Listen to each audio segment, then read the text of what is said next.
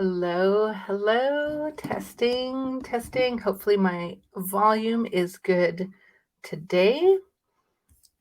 And let's see, are we live and good? All right. Looks like our volume is good today. So that is fabulous. So, today we're going to be talking about how we can help our tween increase their responsibility without resorting to bribes or begging or anything of that kind. Now, let me just find my notes that just disappeared because sometimes it is that kind of day. So, if you have a beverage, great. Settle in, and we are going to get started. So, perhaps as we are coming closer and closer to summer, maybe your tween is saying, "Hey, I want to babysit other people's kids. I want to make some money."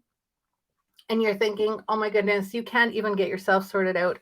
How on earth are you going to get other people's kids sorted out?" So, today we're going to chat about a life skill that will help them take some responsibility, and it will eventually, think a few months down the road, lighten your load and help them take ownership of a task, make decisions, plan ahead, and best of all, feel good about what they accomplish.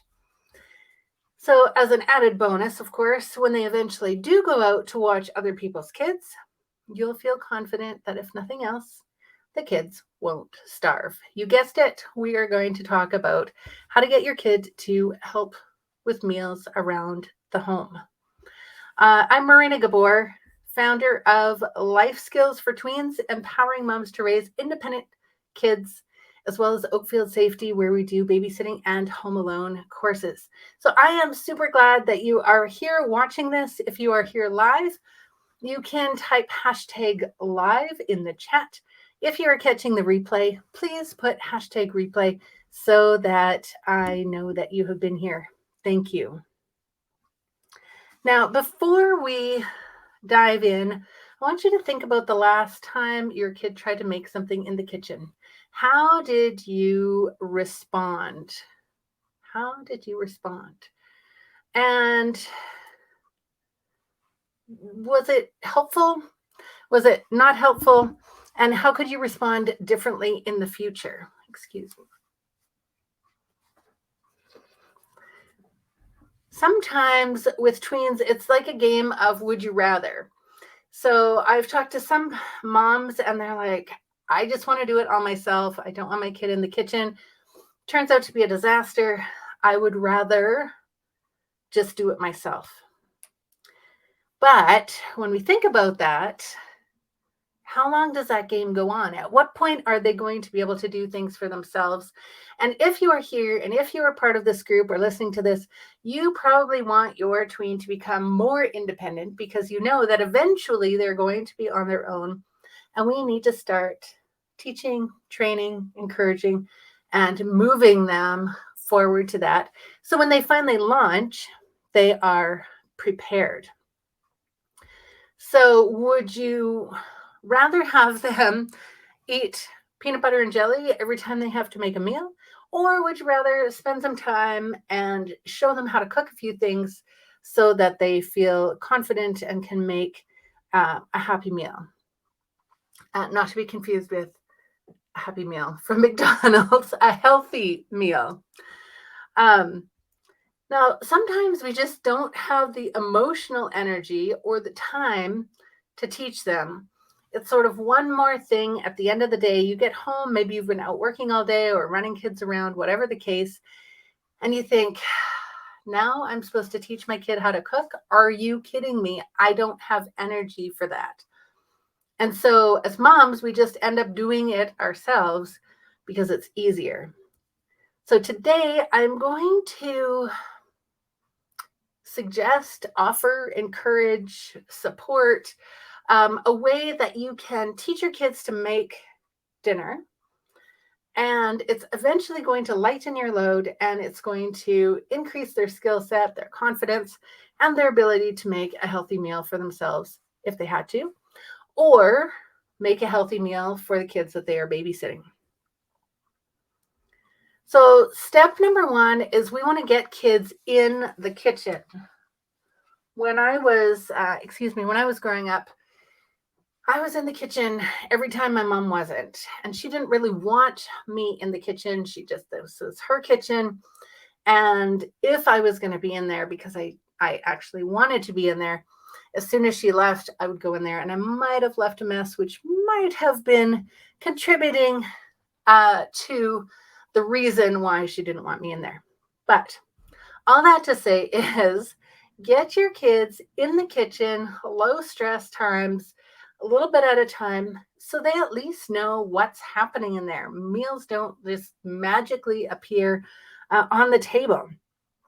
Get them to get things out of the cupboard for you. Get them to do simple tasks in the kitchen. Maybe they're already unloading and reloading the dishwasher. Fabulous. So they're familiar where dishes go. But where is food?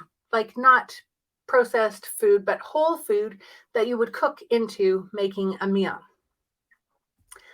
Then we want to start thinking of a signature dish. What could they make?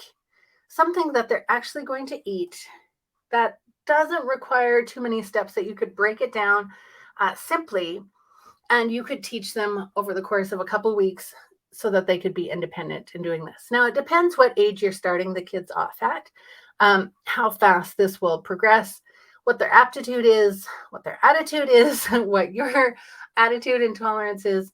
And often your attitude is going to affect that whole experience, whether they want to be in the kitchen or not. So put some music on, make it a bonding time, and we'll have some fun. So if they're going to make spaghetti, just know that you're going to eat spaghetti once a week for a month. It's okay. You're going to survive. It's all good. And at the end, your tween is going to have a signature dish they're able to make start to finish on their own. You can go do something else while they're making dinner. So first of all, it might just be they're making noodles and they have a jar of sauce and they're putting that sauce in the cooked noodles. Boom, they have their spaghetti dinner. Now you might think, wow, that's pretty plain. My family's not going to go for that. So you might still be making garlic toast or salad or a vegetable or the other things that go with that. That is totally fine. But there's a ton of skills that your kid has had to learn in order to even make that. How long are we cooking the noodles? How much water are we putting in? Are we putting salt in the water? How much salt? How do you strain the noodles without getting a steam burn or without them flying down the sink? How long do we have to heat the sauce with the noodles? Do we put the noodle sauce on the noodles? Do we make the sauce in a pan beside and let people put it on? Depends what happens in your family. Then, eventually, over time, maybe they're going to be frying some hamburger or other ground meat, and that's going to go in the sauce. Now you're going to end up with meat sauce. Then eventually, maybe they've got that sorted out, and now they can get that going, and they can get the bag of salad and put it in a bowl and have the salad dressing.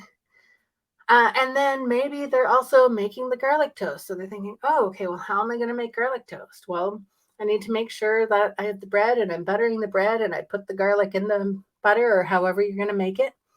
Then they're learning how to broil.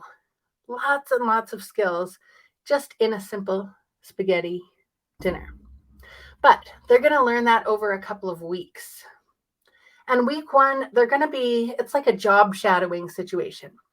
So they're observing, what is mom doing when she's making spaghetti dinner?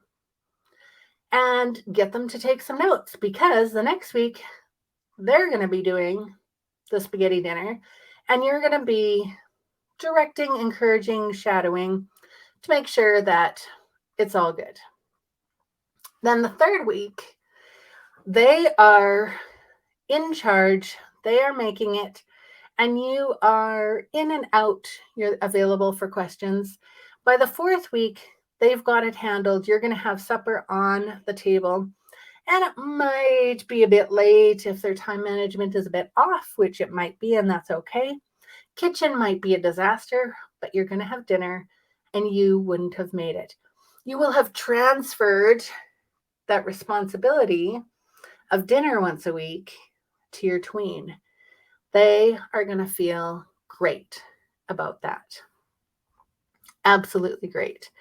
And once they have one signature dish under their belt, now they have the skills of making the noodles, of frying meat, of using the broiler, of making the salad, of getting the table ready, like all of those things. So that first signature dish, it's this huge learning curve.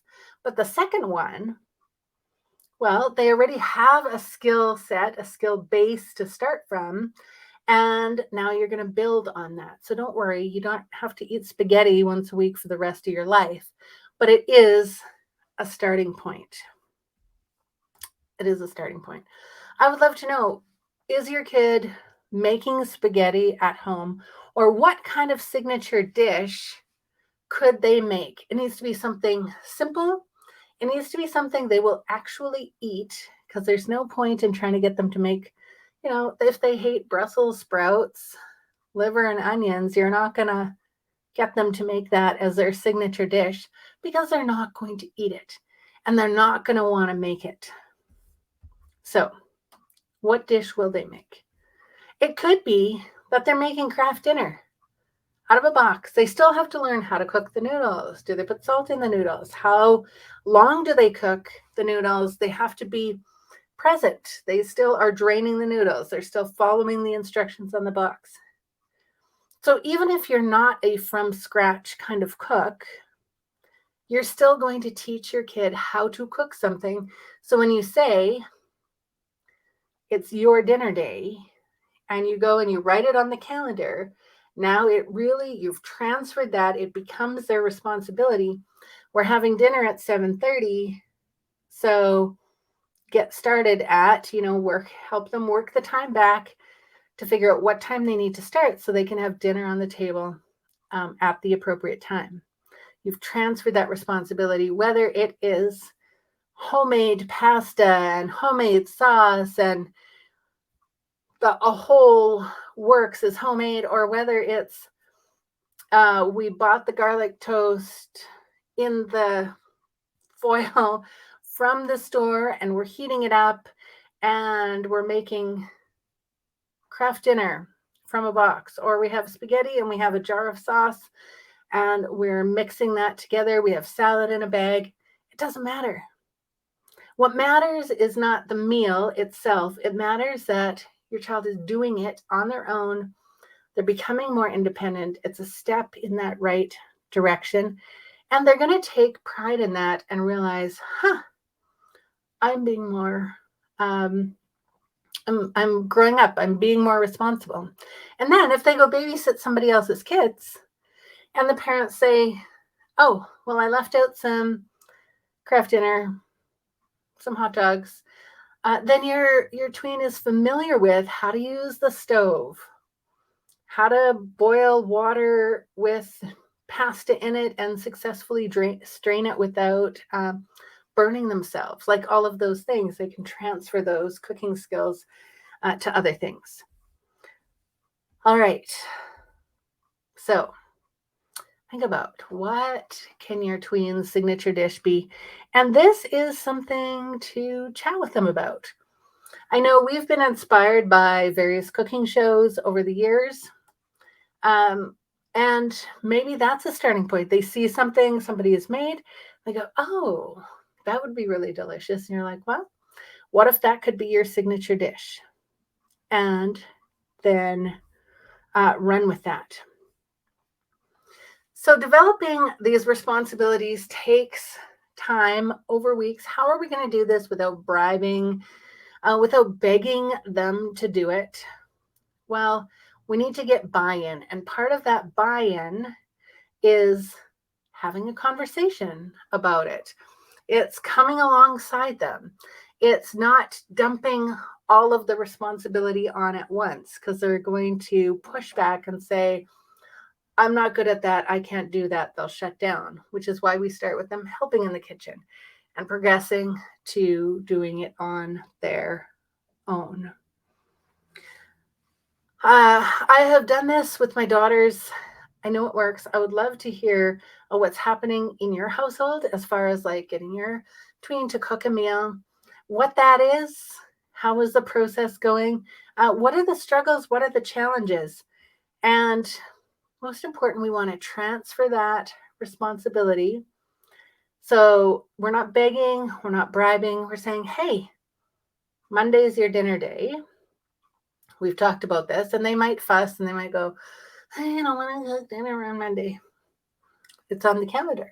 It's your dinner day. So what are you making? I'll help you.